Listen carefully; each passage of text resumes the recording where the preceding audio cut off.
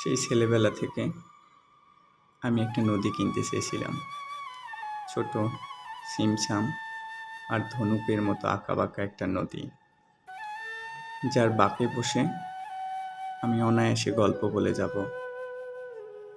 সেই ভাবনায় আমি একটা মাটির ব্যাংক কিনে নিলাম। ঈদে কিংবা উৎসবে করকরে নতুন নোট ব্যাংকে ভরে রাখার সময় মনে মনে ভাবতাম, এটা আমার নদী কেনার সঞ্চয়। আর একটু বড় হয়ে মনে হলো, আমার নদী নয়, আকাশ চাই। একটা নিঃসঙ্গ আকাশ চাই আমার, যেখানে গল্প বলার মন থাকবে না, যার নীলে চোখ রেখে চুপচাপ নিঃসঙ্গ কাটিয়ে দেওয়া যাবে গোটা একটা জীবন। আমার কিন্তু তখনও মাটির ব্যাংক ছিল একটা কিছু কিনে নেবার আকাঙ্ক্ষা। শুধু ভরে রাখা টাকার অপর পিঠে ভাবনারও বদল হয়েছে।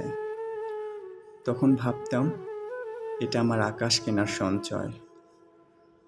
তার আরও বছর 5 পর হঠাৎ একদিন পাহাড় দেখে মনে হলো, আমার বোধহয় একটা পাহাড়ই চাই।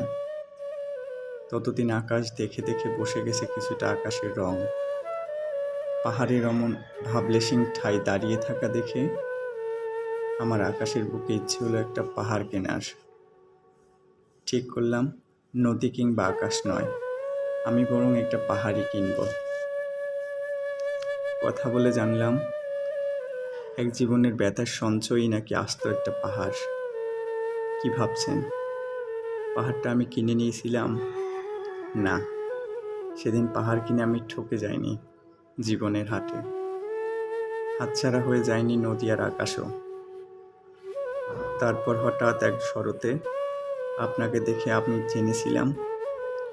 জেনেছিলাম একটা মানুষ কি করে একটা মানুষের নিজের ভিতর ধারণ করে, নদী, পাহাড় আর আকাশ।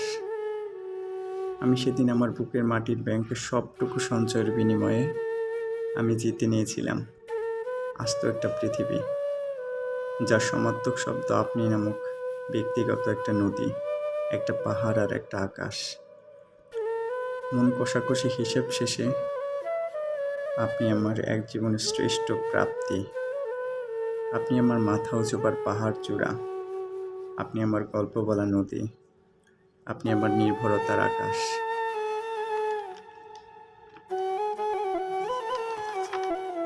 আপনি আমার ধূসর চোখে নীলচে সাদা স্বপ্ন আঁকা মিঠা অবকাশ।